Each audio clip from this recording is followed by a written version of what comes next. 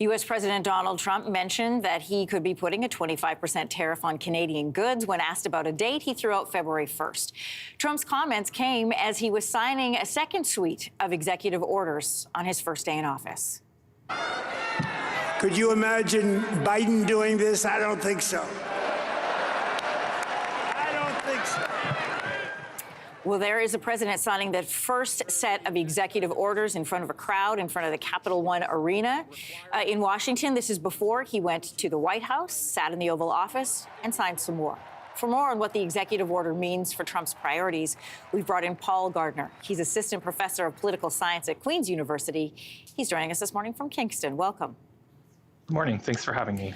There were so many of them, it was difficult to pick which we were going to narrow down into our conversation today. But I want to start with an order that he said he wanted to see enacted as soon as last night. Some stations are reporting that there were buses already being chartered to pick up the January 6 prisoners, or as Trump called them, the J6 hostages, and he wanted them released ASAP. How fast can he make these executive orders happen? Well, so it's probably useful to start by thinking about what executive orders actually are. So executive orders are simply instructions to agencies and fit within a larger category of instructions to administrative agencies.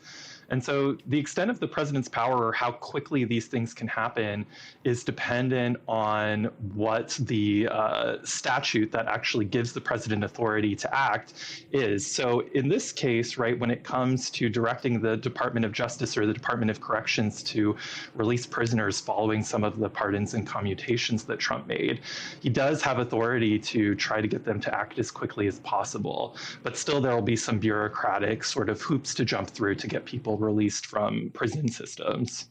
Several of Trump's executive orders yesterday were focused on immigration, including declaring a national emergency over the U.S.-Mexico border. So that was declared. What will that look like in the coming days?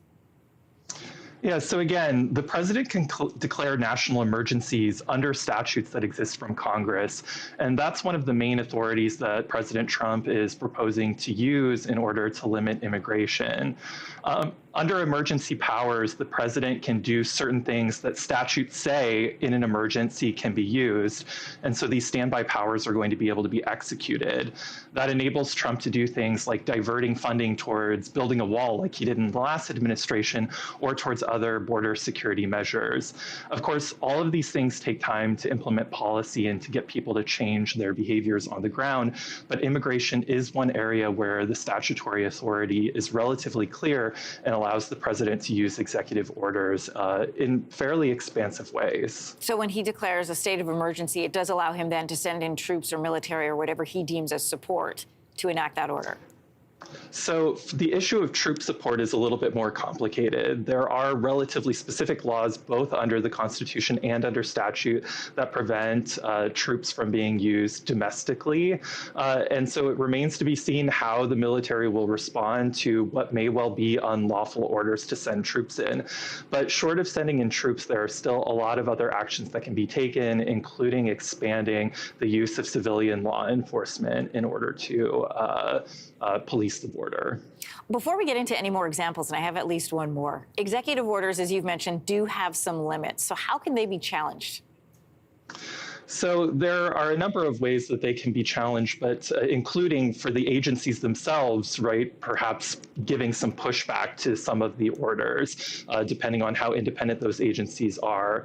But the main one that we'll see is likely the courts litigating some of these, right? There will have already been some challenges to some of these executive orders, even just hours after they've been made. But on the other hand, the Trump administration seems to be wanting to draw some legal challenges in some of these areas. For example, the order that he's made that's purporting to end birthright citizenship is not something that the president has direct control over, but you can bet that the intent is to draw judicial review such that the Supreme Court will have to make a decision on whether the 14th Amendment actually protects a right to birthright citizenship.